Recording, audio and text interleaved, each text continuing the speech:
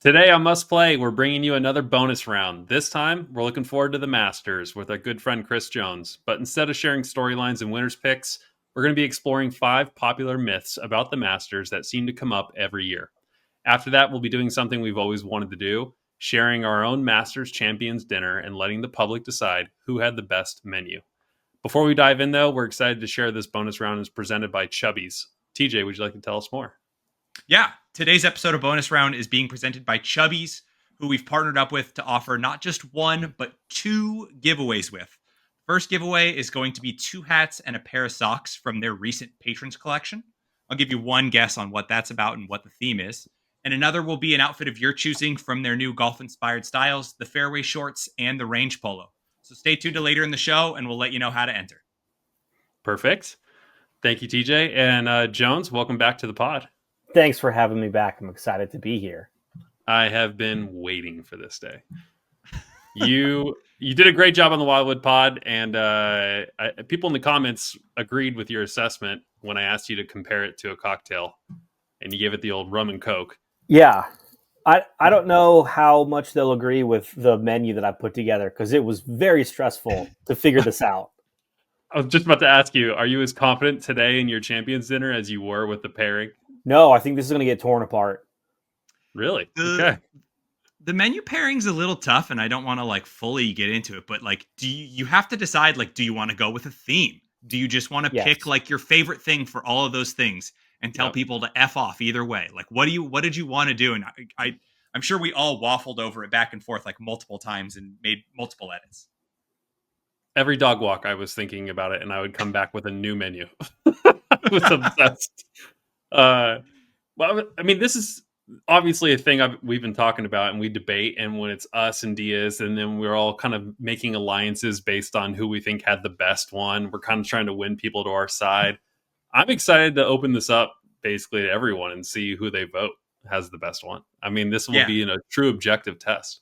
You know who made me feel better about my choices was Tiger for a couple different reasons. And Sean, you may get into this later, but Tiger picking cheeseburgers one year, and then another year starting people off with sushi and rolling that into fajitas. I was like, okay, there's no rules.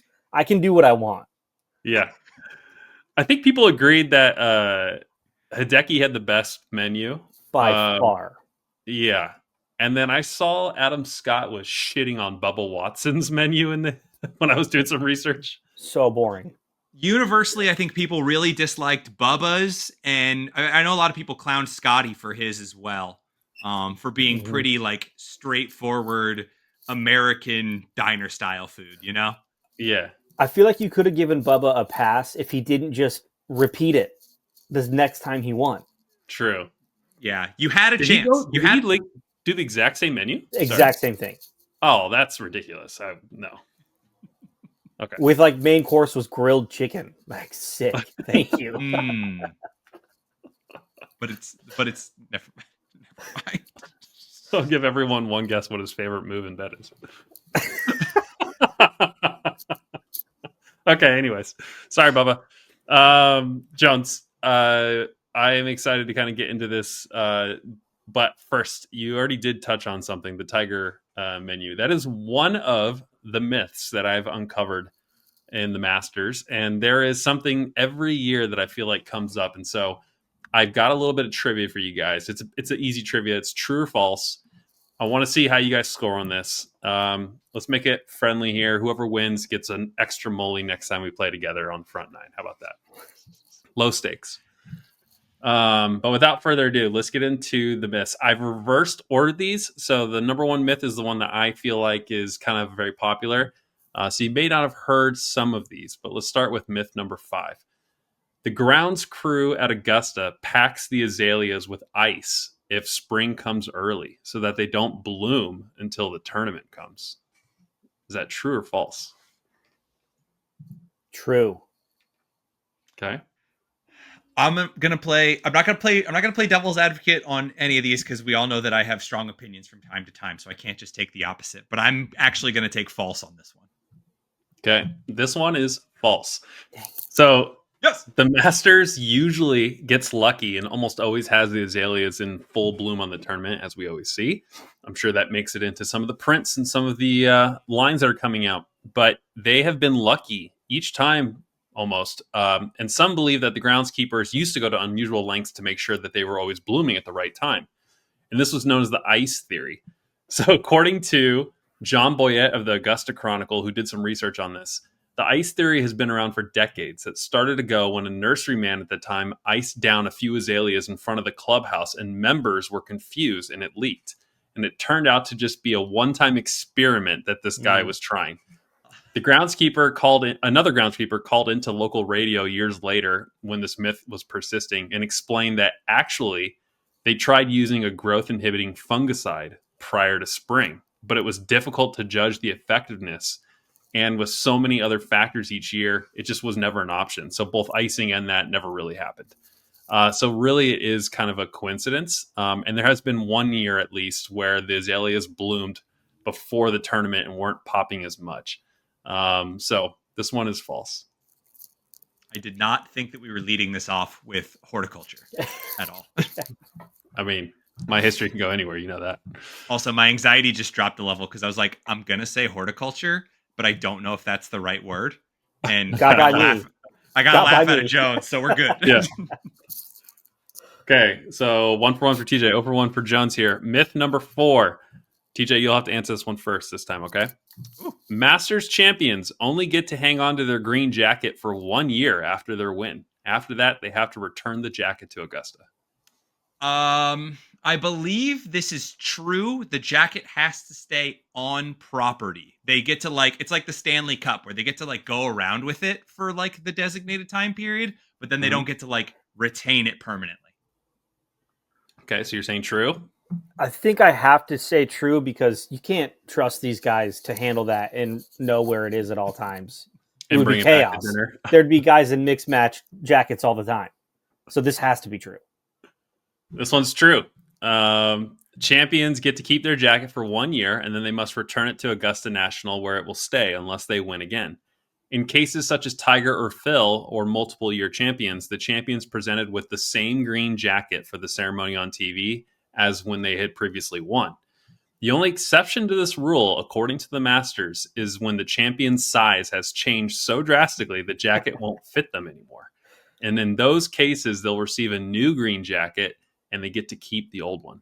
Tiger has been presented with the same green jacket for all 5 of his Masters wins. No way. Hell yeah. I don't believe it. Baby Tiger compared to jacked Tiger, there's no way the same jacket fit. According to a book he wrote, this is what he says. Hold on. Think about Tiger won his first Masters in 97. 97, yes. Think about how much baggier clothing style was in 97. I knew you would go there. Come on. Yeah. As a young adult male in the late 90s, he was rocking a baggier suit jacket that he became the big cat into. He just filled it out as he got bigger. Yeah. I buy it. Okay. You won me over. You flipped over to buying it now. You won me over. Hell yeah. Classic Jones. Classic flip-flop. The thing is, I have an immediate opinion with no facts about it, and then okay, that sounds about right. You're a guy that goes into the bet with it feels right, and then there's evidence, and you're like, okay, yeah. Makes sense. All right, 1 for 2 for Jones, 2 for 2 for TJ here. Myth number 3: broadcasters are not allowed to say fans or rough, and instead must say patrons or second cut. Is that true or false, Jones? Wow, I do feel like that's true. The question here is not whether or not they choose to. Is there a rule that they can't say fans or rough on the broadcast? I feel like that's true. I'm just trying to replay listening to this tournament. I think that's true. Hello, friends. Yeah. So, again, I know I could just take devil's advocate, but I think it's false. My reasoning there is that I think it is not. I know Augusta's pretty mandatory about a lot of things, but I think they enjoy the allure and that there's not a rule. But I think that also that damn Jim Nance, such a stickler for preserving the aura around Augusta that he just only The tradition. chooses to say it that way. A tradition unlike any other. This one's true. Oh! So tied up here. Yes. So the Masters actually collects $0 from its media deal. It's the only one to do this. Neither ESPN nor CBS pay 1 penny for the rights to televise the Masters, which last year drew an average of 12 million viewers in its final round. The media rights are one of the principal revenue drivers for most major U.S. sports properties, of course. The NBA collects $5 billion per year in media payments, which is about 44% of its income. The NFL collects more than $10 billion, just over half of the revenue earned by the league and its 32 teams. And the NFL recently sold a single playoff game for $110 million alone. The Masters, by some estimates, could command in the neighborhood of $125 million annually for the rights if it wanted to. But the Masters has a $0 media deal with CBS and ESPN, presumably because they don't need the money. Wow. It comes with caveats, however. If you want to accept this $0 media deal that you're getting such a bargain on, they are going to dictate a few rules here. And it specifies that, 1, you can only air 4 minutes of ads per hour. Love that. Which is about a quarter of what is typically seen in the other major sports telecasts. So that's why we get so many just like still shots of bushes and patrons. And slow pans during the commercial breaks. Yeah, okay. Well, not commercial breaks. They're just breaks. Well, in between action, you just get those nice little like shots. Yeah. It's because their contract says only 4 minutes of ads per hour. Wow. And the $0 media deal specifies that on-air broadcasters cannot say fans or crowd. They have to say patrons. And they can't say rough. They have to say second cut. And CBS and ESPN have agreed to maintain this. And then also, just a little bonus, they've agreed never to mention that there's actually a tournament purse. So on the broadcast, they will not say that there's an $18 million prize purse. And they will not say the names of companies that are advertised on players' clothing, other than the title sponsors such as AT&T or others that are in the Masters. Wow. I guess I've never thought about that. Of like, you think about like the iconic Tiger Woods chip-in where the Nike ball like rolls over just into the cup perfectly. And they're not like, oh my God, the Nike logo plays so perfectly. Like that's not part of the clip at all. You know? That's it. I've never thought Yep. Okay. Tie ball game here. So TJ, you're going first this time. Myth number 2. This is my favorite myth. CBS and the Masters pipe in fake bird noise to the broadcast in order to make the setting feel more serene. Is that true or false? This is like the one that I hear discussed probably the most frequently on whether or not the bird noise is or is not piped in. I can't imagine that there is that many people out there and that there is still that many birds hanging around. But also there's food just sitting around. Oh, I should probably stop tipping my hand, I don't know. I'm going to have to edit this down in post. Thank you. It's anytime. False. Birds aren't real. Yeah, there you go.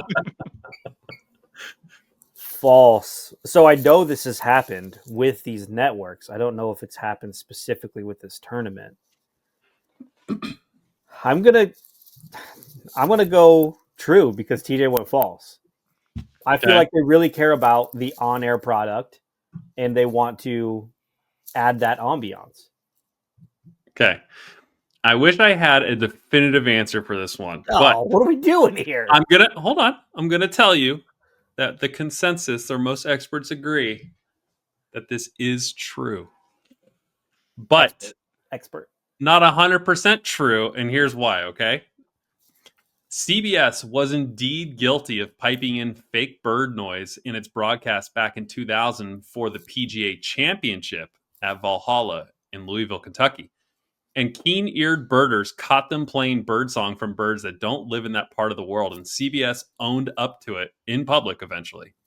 The network insisted, though, on multiple occasions that the birds you hear on the Masters broadcast are both indigenous to Georgia and not pre-recorded. Golf Digest, the Washington Post, and other journalists investigated this, and Augusta National also insists the birds you hear are actually there on property. There's one problem with that, though. Journalists and patrons alike report that they never see birds at the tournament. One Golf Digest source spent the whole day at one of the days of the Masters looking for birds and couldn't find one bird on property. And when he poked his head in a bush where he was hearing birdsong, saw a speaker. In 2019, Nick Baumgarten of the New Yorker wrote that it is by now hardly scandalous to note that Augusta National is an environment of extreme artifice, an elaborate television soundstage, a Fantasia of the 50s, a Disney club in the Georgia Pines. I've been told that birdsong, a lot of it at any rate, is piped in through speakers hidden in the greenery. So, in fact, in the course of his travels last year, one guard on the course, while he was playing, told him, "If that bird noise is too loud, let me know. We can turn it down." Now, whether or not that guard was messing with him is a good question, but I guess we'll never truly know. But other journalists have reached out to ornithologists, and one of them, John Fitzpatrick of Cornell Lab of Ornithology, has been to the Masters in person and claims that he can tell that the broadcast is playing looped bird songs from local species that may be coming from speakers or on broadcast. Either way, he's certain that there's audio enhancement happening. I'm a huge bird guy, so that's why I got this right. Our best guess is true. Yeah. You know, protest. My biggest protest is how come there's no photos of said speakers at Augusta? Oh, you know, sure there's photos of Sasquatch. Show me where are the photos of the birds at Augusta?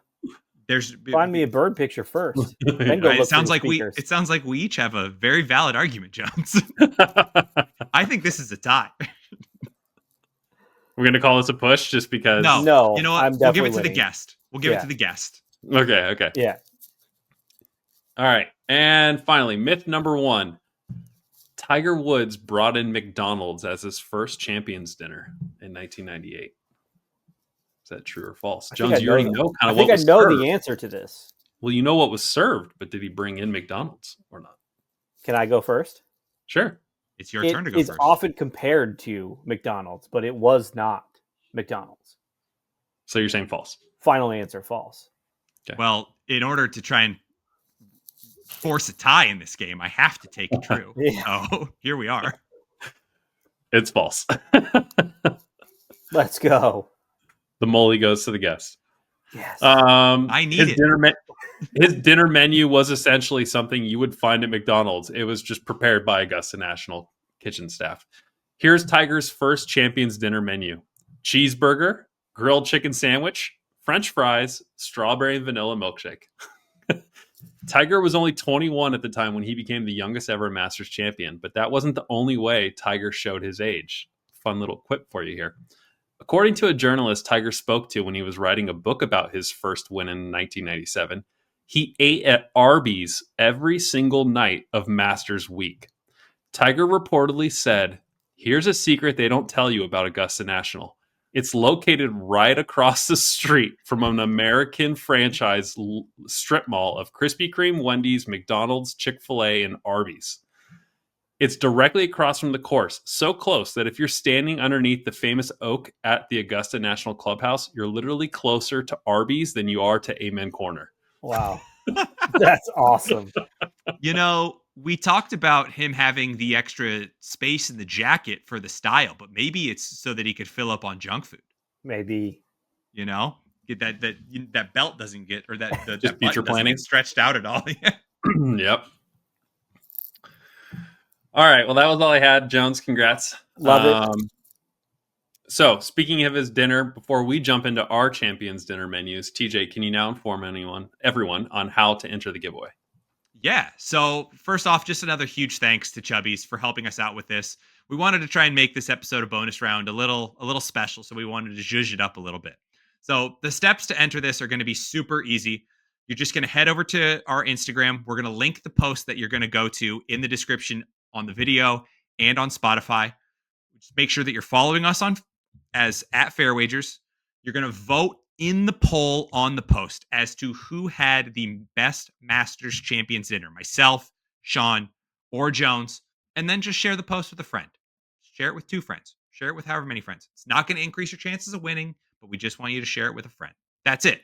We're going to be announcing the winner on April 2nd so that we can get this stuff out to you guys and make sure that you're celebrating and watching the Masters in style. So make sure you do that. You don't want to miss out. It's also pretty cool. Some of the Chubby stuff that we're going to send over, their collection is all based around azaleas and pimento cheese sandwiches. So there's a nice pimento cheese hat in there that'll help get you in the mood for whatever your dinner choices are. Speaking of pimento cheese, I love that the Masters prices are still so cheap. Have you seen the menu board where it's like $1.50 for the pimento cheese and like it's $2 awesome for a sandwich? As a person who has attended 2 different tournaments this year, and none of which were the Phoenix Open, and historically I'd only ever been to the Phoenix Open where everything felt price gouged because of the spectacle that it is. Going to PGA tournaments alone is very expensive. The food and the beer cost does not go down. It does not scale. I don't know if that was because the 2 that I attended were both in San Diego and both at Torrey Pines, but the prices are still pretty expensive. So very much kudos. Like we said, we don't think Augusta really needs the money. Right. So no, it's just kind of whatever, right? Exactly. Okay. So I've asked each of you to prepare a menu. We talked about picking something like an hors d'oeuvre, something that's going to get passed around. And if you've looked at past winter menus, sometimes those are multiple things. There's a first course appetizer, a second course entree, and then a third course dessert. And if you guys thought through it as well, something you'd like to pair with it for them to drink, for example, feel free to say that too. Okay, so instead of doing a snake order, we're just going to have TJ go first. Jones, you'll go second, and I'll go third. So TJ, please kick us off, and maybe put us in the mood. Put us in the set here. What are we feeling? Yeah, few clarifying things here. You said we're doing hors d'oeuvres and something to pass around, not that hors d'oeuvres are something to pass around. So we have like an hors d'oeuvre, an appetizer, an entree, a dessert. Correct? Correct. But okay. If you'd like to, if it doesn't make sense, like if you need to adjust. Also glad that you brought up the note about a potential wine pairing. I did include that, but I wanted to make sure that the group had those presented. I didn't want to pander with my wine picks at all, and then having a little asterisk on mine where TJ only won because he brought wine to the table. Okay, cool. So I decided to go with a somewhat underlying theme to the dinner. I won't give away the theme, but it's going to be very apparent very quickly what the theme here is. So we can cross that bridge when we get there. But let's start with the hors d'oeuvres. We're going to start off with a nice sushi trio. We're going to do a cucumber roll if we have any vegetarians or non-pescatarians for the crowd. We're going to do a very straightforward salmon nigiri for the uninformed. That is literally just sliced raw salmon over some rice, and a spicy tuna roll. 3 options that I think are very different, but very encompassing of what sushi can be. And I think I wanted to lead off with sushi. It's very easy to eat because you don't have to do the chopsticks. You can present it to someone on a napkin.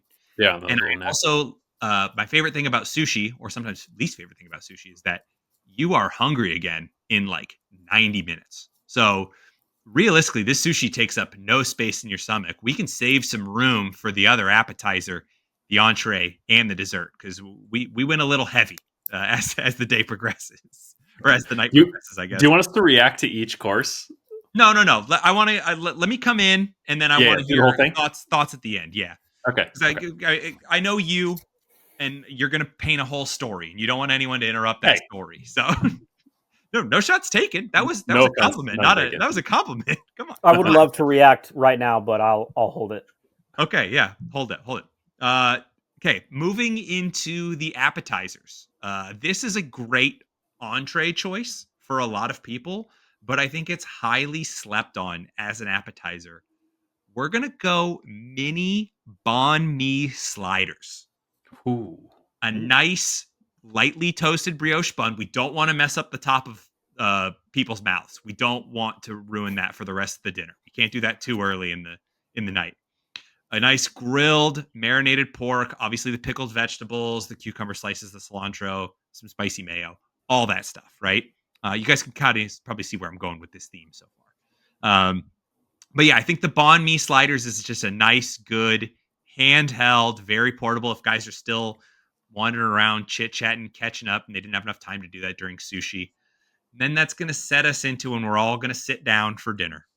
And this one's, I won't say it's out of left field, but it's definitely not what you would traditionally do with this dish. But we're going to do a Korean-style braised short rib pasta. I am a sucker for short rib, pretty much anything right now. But short rib pasta usually leads the category. If me or my fiance sees a short rib pasta on a menu, please believe one of us is ordering it, and we're pretty much splitting it. You got to do pappardelle with the short rib. That is the pasta of choice, preferably al dente. And then obviously we're going to do I want to do like a slow braised beef short rib, probably like a Korean style sauce, maybe a gochujang in there, but definitely like a lot of soy sauce, garlic, ginger to add like a little bit of sweetness to it. And then we're just going to top it with some shaved scallions, sesame seeds, just for the nice little accoutrement, of course. And then lastly, to bring us home for dessert, this one's pretty straightforward. I went favorite dessert. This one does not necessarily pair into the theme that I was talking about, but my favorite dessert of all time is carrot cake. I absolutely love a carrot cake. If the kitchen at Augusta can just replicate the carrot cake that my fiance makes, I'm not trying to win bonus points here. She is already my fiance. We already have a wedding date planned. I'm not just doing this to boast her up. I absolutely think she makes the best carrot cake. Maybe only second to old Paradise Bakery carrot cake. Shout out to Paradise Bakery. Oh yeah. I can't believe that you guys killed these in favor of that classless, selfless Panera that exists now. Sorry. I think Sergio had like his wife's tres leches served. Is that what I did see that he had tres leches? So possible. Okay. Very okay. I'm down with it. So or his very mom. possible. I don't know. Yeah. I don't know who it was. And a few people can justify, your fiance's cooking. Like a few people had her chocolate chip cookies at a recent event and were blown away. I even gave one to a stranger, and he was like, "She should open a bakery." That stranger commended me on being skinny for being like, your fiance makes these and you are actually in shape. Like, you must actually work out a lot. One, I am not skinny. Two, I do work out a lot. Okay. And then rounding it out, wine pairings. Obviously went with a red, went with a white. For my choices here, for the white, we're going to go with a Bremer Napa Valley Chardonnay. It's not super readily accessible, but obviously for the masters, they can bring anything in. I absolutely love this Chardonnay. It doesn't taste like your traditional Chardonnay. It almost tastes like a red, which I absolutely love. And then if we're going with something hardier to go with the beef short ribs, I went with a medium-bodied wine. I went with a Cab Sav. It's an air show from Nickel and Nickel, which happens to be one of my favorite vineyards up in the Napa Valley region. So nice. There we are. All right, boys. Roast, compliments, concerns. Jones, you were holding back. Well, I wanted to react because you said you were sticking with a theme and you started with sushi, and I was like, okay, we're probably going to be an Asian theme here. But as Tiger kind of threw us a curveball with fajitas, I was just excited to see what came next. Yeah, I mean, I don't. The carrot cake, I think, would be my biggest. I also like carrot cake, but carrot cake is divisive, and there are going to be lots of people that are not pleased with that dessert. I think that's the biggest miss of your menu. Ouch. the banh mi, yeah, okay. Do it, Massey. Before you get into your comments, I'm going to rebuttal to Jones here. Please. Jones, at heart, I'm a content creator, and sneaking something in that is divisive and Fair. will incite, potentially maybe I'm just pandering for comments and concerns here Yeah. and engagement. I'm not. I absolutely love my carrot cake, but there was definitely a thought that crossed my mind of like, do I go with like a matcha green tea mochi? But that felt like it was too far on the other side of the spectrum of like coming off of a Korean style short rib pasta to be like, and here's a fun mochi ice cream, like, Yeah. So I stand by what I said. I was worried for you at first because I feel like an all like Asian menu would be tough to pull off after Hideki's masterpiece. People would be like, "Really? You trying to do this when it can't be or like beat?" Yeah. But yeah, you made some good choices there. I will say. Yeah, Things I wasn't expecting. Yeah, I know. My fiance is half Japanese, so obviously there's a lot of respect for the mostly Japanese menu that Hideki brought out, and people love it. And it was very carefully curated. So I had to think like, how do I want to do this? Because I also love Asian food, but how do I not just do a variation of Hideki's menu? So I had to go, we had to go Korean, we had to go Vietnamese, we had to lean towards, just blanket Asian to try and get some more in there. So Massey, I want to hear some of your comments. 2 comments. First, the embodiment of TJ. He is a people pleaser, and at his own champion's dinner, he's offering a cucumber roll because some people might not want sushi. He's just a good guy. Yeah. I just think that's such a TJ thing. It's like the one dinner of your lifetime where you get to dictate everything, and you're like, well, this is for people who don't eat. I just love that about you. I also like a cucumber roll. Like, is it in my top 3 rolls? No, but are people going to be like, good on him? No, this is credit to you. You do a good job of making sure everyone leaves having a good time. Okay. Except for at dessert. The last thing everything that people leave with. I'm on the carrot cake train with you. I almost put carrot cake in my dessert. And that brings me to my second point. The overthinking I did for this pod, just like when we did the Scottsdale golf trip with Mike. After that, I was like, okay, there's 2 things I'm worried about. And I was telling Cash last night this on the couch. I was like, 1, Jones is going to have some like crazy delicious sounding obscure menu and it's going to like blow me away.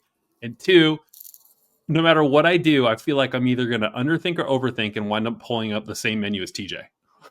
Because I was like, in the Scottsdale trip, I was trying to zag and thought he would zig, and then we went the exact same direction. Yeah. And I'm here to tell you that gochujang is on my menu. I mean, so it's so hot right now. Gochujang. I know. So, I mean, we did go slightly different ways, but we have the same, we started the same way, I feel like almost. So I was a little worried as he kept going, but then, yeah, we have some differences. No worries. I'm sure there's probably something. All that to say, I really like your menu quite a bit. Thank you. Well, but the people will decide. Don't think there's any misses, as Jones said, but yeah, a little harsh for a guy who's a recurring guest. Apologies. Speaking of, I'm kidding. Yeah, let's hear your menu, Jones. It's your turn. Okay, my theme we're just gonna call fusion because it's gonna bounce around a little bit. Okay, I tried to do the theme thing, and I was legitimately causing myself stress, and I was like, I don't need to stress about this.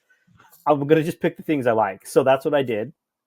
So most importantly, in something I haven't seen anyone do is, there's the wine pairings, whatever at the end, but nobody talked about like any cocktail hour drinks. So before we've even had a bite of food, we're starting with an aperitif bar. Okay. If you want a Campari soda, if you want a Negroni, if you want an Aperol Spritz, we're having aperitifs to prepare ourselves for the meal we're about to have. So that's number 1. The appetizers, hors d'oeuvres, in my head, these are just kind of walking around. You can grab them. This might be hard to execute, but there's 3 things. One of the best bites I've had in like the last year is from a restaurant, Le Ame in Phoenix. It's truffle brie baguettes. So they come out and it looks like bone marrow. Like these baguettes are standing up. They're filled with brie, a little truffle honey, a little crushed red. It is incredible. I couldn't think of this meal without having those as part of it. So those are number one there.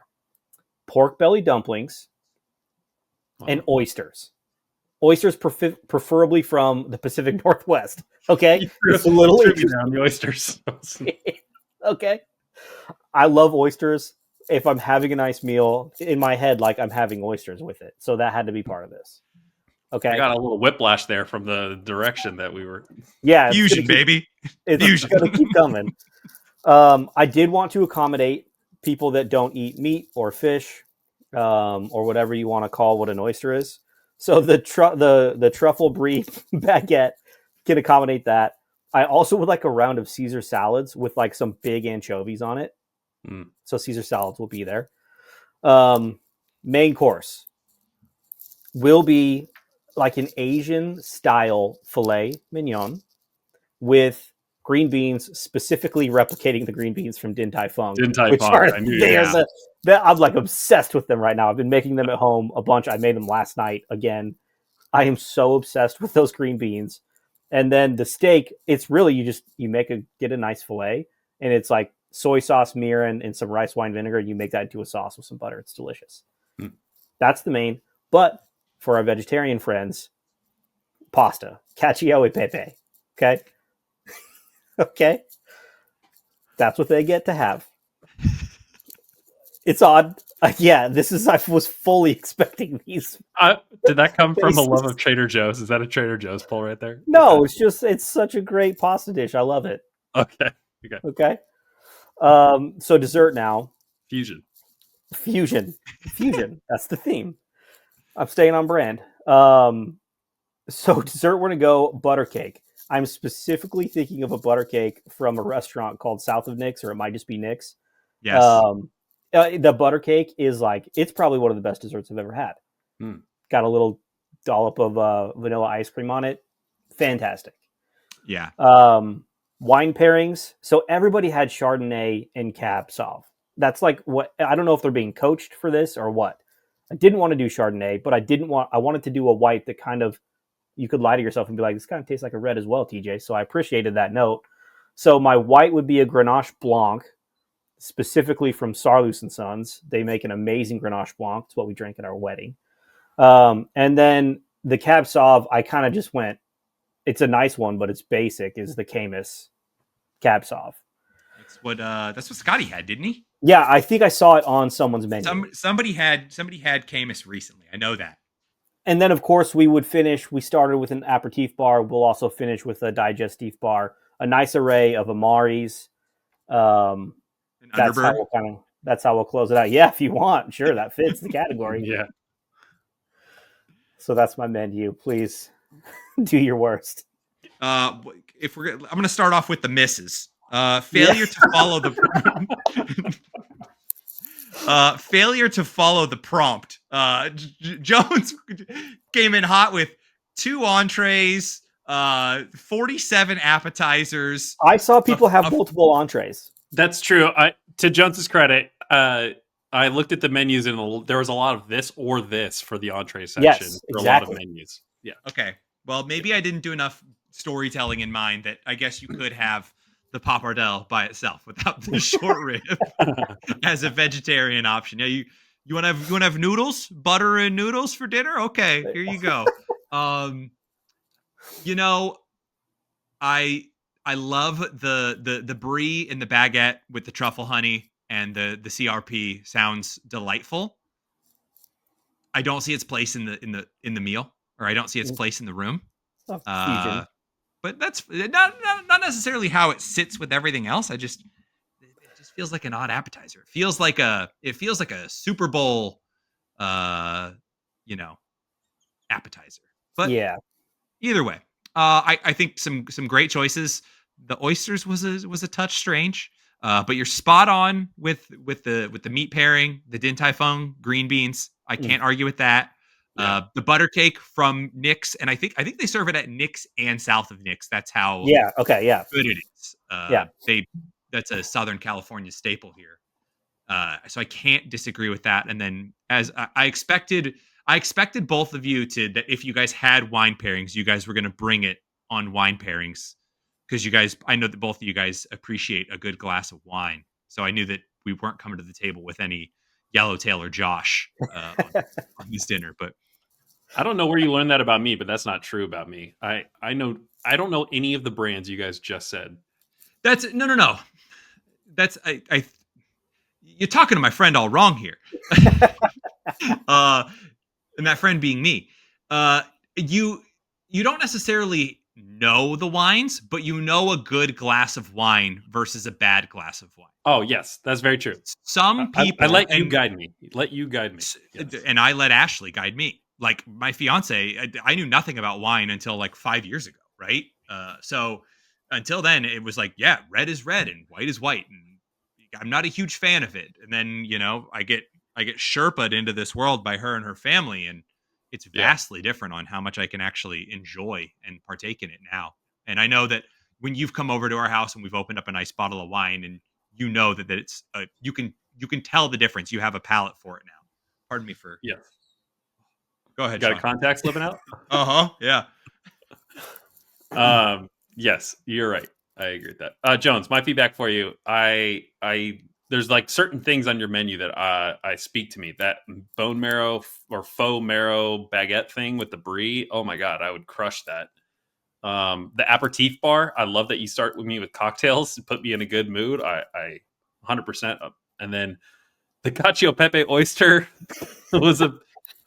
It reminds me of. Have either of you guys seen the movie Signs? Yes. Where the kids all get to choose what they want for dinner, and they all sit down and have dinner together. Oh yeah, it's the dinner before the aliens come, and they're like, "Whatever you want." And one kid wants this, and one kid wants this, and none of it goes together. The like spaghetti with the the filet mignon and string beans, green beans. I don't know, a little bit totally. weird. It's also why I have 6 glasses of half drinking water cups up here. Yeah. Signs. Okay. How similar? Like, I guess we didn't necessarily talk about this, but like, how similar would this be to like your last meal? Okay, so I thought about that. I thought this was harder than if you're picking your last meal, like you're on death row, you're gonna die. You go comfort foods. Yeah, in my opinion. Right. That's the other thing is harder. Yeah, you're not properly you're not scrutinized for what you have on death row either. Because it's no judgment. Yeah, and you're not pandering to anyone, or you're not trying to please anybody else, and make a meal that makes sense to people or that they will also enjoy, because you don't want to be remembered by your peers as someone who just slapped together a Chick-fil-A, honey biscuit and a stack of pancakes and a pizza and a donut and The difference is you do what Tiger did and you go off property to all those fast food. That's your final meal. This you have to impress people. You just make the loop in the strip mall. Yeah. Okay, all right. You ready for mine? Massey, let's hear it. Okay, I don't know if do they all wear green jackets at the dinner table or do they not? I don't remember if they do or not. I believe they all wear their jackets at the dinner table. If I've seen photos of this, they all take a photo. Okay. But I will proof that if you want me to. I'm curious why you need to know that. Because since you published the menu ahead of time, I'm gonna tell everyone just wear your Tommy Bahama shirt underneath your green jacket. I know where this is going. And Augusta's not gonna like that. Okay. I'm excited. We're gonna go ahead. Can I quickly interject? Wear your Chubbies shirt underneath your there you go. Your jacket. Wear your tropical Chubbies shirt. Because we're gonna go island style. It's my favorite type of food and drink. And so this is a very selfish dinner menu, but hopefully the public enjoys this. We're gonna start off with tiki drinks. We're going to get this room lit. Mm-hmm. I want to hear the great stories from the greats. And how do you do that? You get them boozed. So we're going to start with 2 drinks. You could either choose from a Mai Tai or a 3 dots and a dash. Those are my 2 favorite tiki drinks right there. If you need to know what's in a Mai Tai, then get out more. But if you need to know what's in 3 dots and a dash, it's Martinique rum, Demerara rum, honey syrup, lime juice, orange juice, and allspice liqueur, falernum, and bitters. And then you put a pineapple spear in there. It's delicious. Okay, so tiki drinks are going around. Now, while people are drinking their tiki drinks, the hors d'oeuvres being passed around, there's panko-crusted coconut shrimp skewers and ahi poke wontons with avocado and green onions. You probably see those sometimes when you go to a function. Those are like two of my favorite things. Yes, I don't mind if I do pull that off the plate when they put it in front of you. So that's my hors d'oeuvre. My appetizer is a Japanese style cabbage and cucumber salad with a ginger sesame dressing. The cucumber is not circles. This is like julienne with the cabbage, so kind of like coleslaw looking. Yeah. If you're watching, you know what I'm talking about. And then maybe they refill their tiki drinks or they switch to the other drink at this point.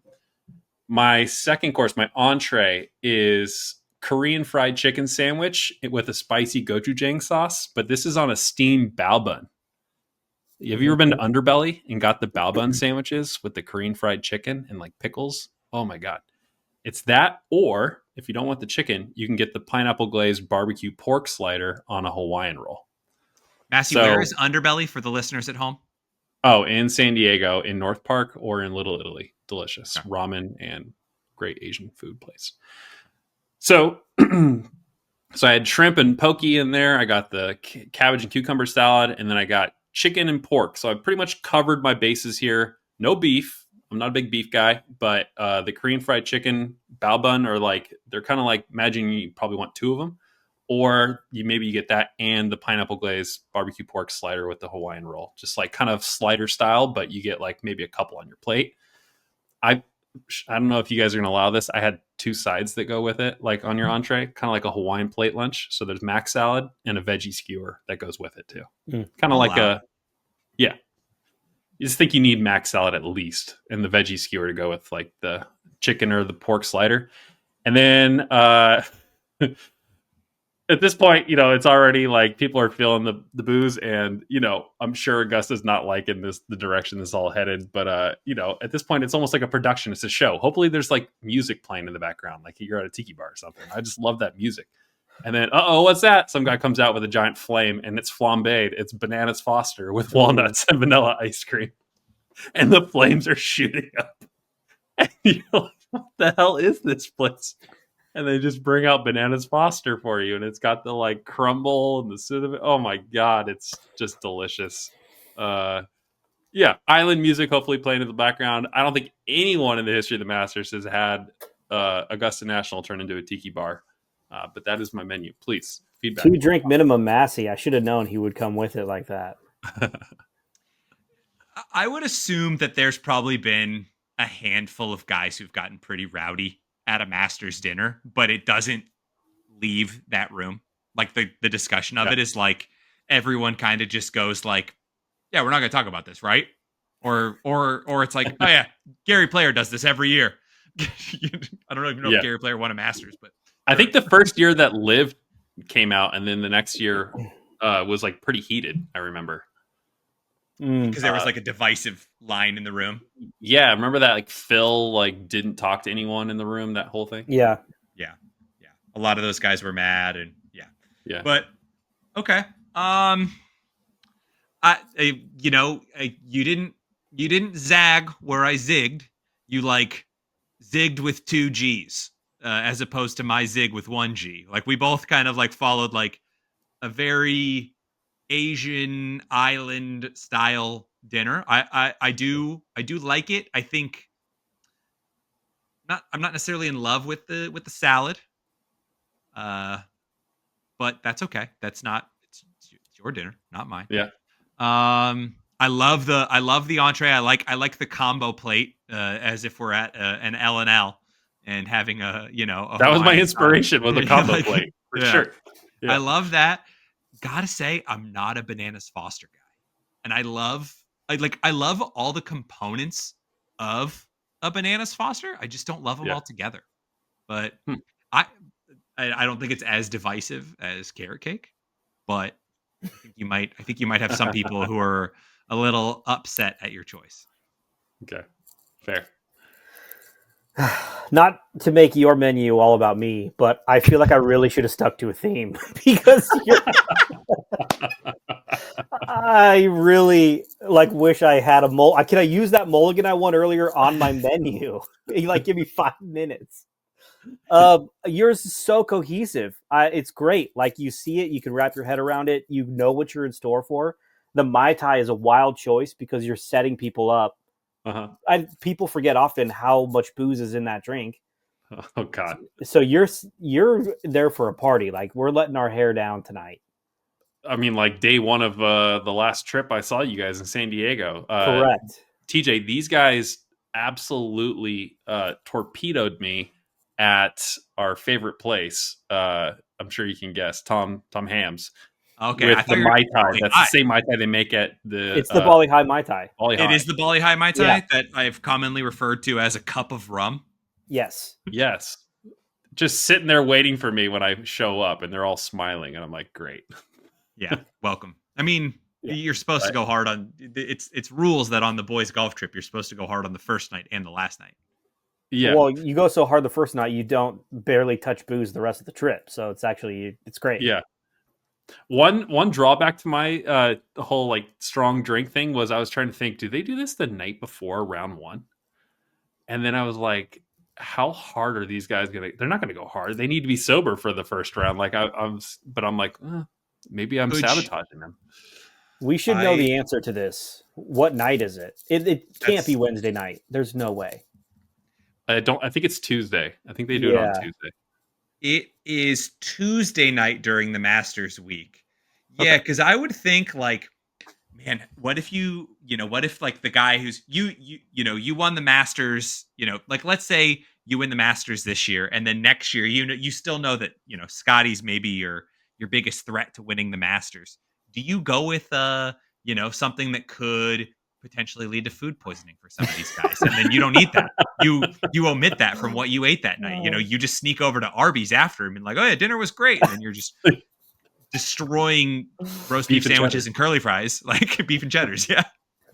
or do you do something that's like really heavy and like doesn't digest well, and then these guys are all lethargic the next night? But I guess if they're doing it on Tuesday, there's a good chance that these guys will be fine by Thursday. So good on the Augusta crew for planning this properly. Yeah.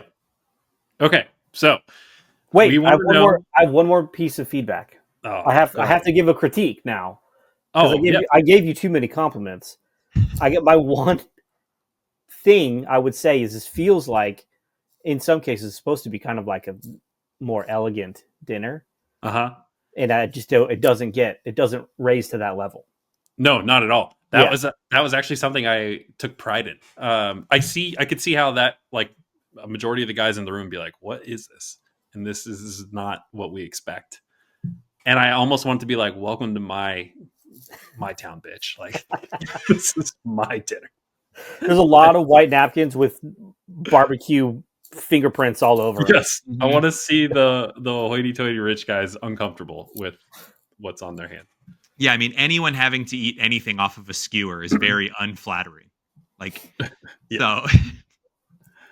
So if you think TJ's Vietnamese and Korean dinner was, well, I don't know if that's the best way to categorize it, TJ. Let's just call it Asian influenced, because it had Japanese with the sushi, Vietnamese with the banh mi, and Korean with the dinner. So you hit the link in this description and you'll let us know that you think TJ's dinner is the best, and then share that. You'll be entered for the giveaway. If you think Jones's fusion dinner was the one that you would go with, comment Jones. And if you like the island style dinner for me, comment Sean. No, vote in the poll. If you want to be entered into the giveaway, vote in the poll. You can still comment. Yes. You can still comment, but I kind of want the comments too. Be sure to vote in the poll, please. Jones, thank you for joining us once again on a bonus round. I don't know if I'll be invited back, but thank you for having me. You will. I have one before we sign off. I had a question for you. Do you want to make any bold predictions on who you think is going to win Masters this year? Oh man, stick your flag in right now. Give me a long shot, Jones. A long shot, and don't say Tommy Fleetwood. Is Tommy Ladd even going to be in it? Because if he is, that's my guy. I don't know. He should be. I think he'll be in it. It's his time. This is his year. You're going Tommy? Yeah. Okay. Yeah, Tommy finished T3 last year, so he's back. Yeah. Okay, he's going Tommy Ladd.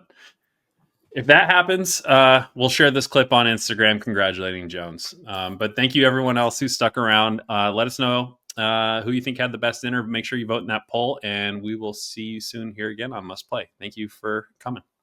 Thanks, guys. Bye.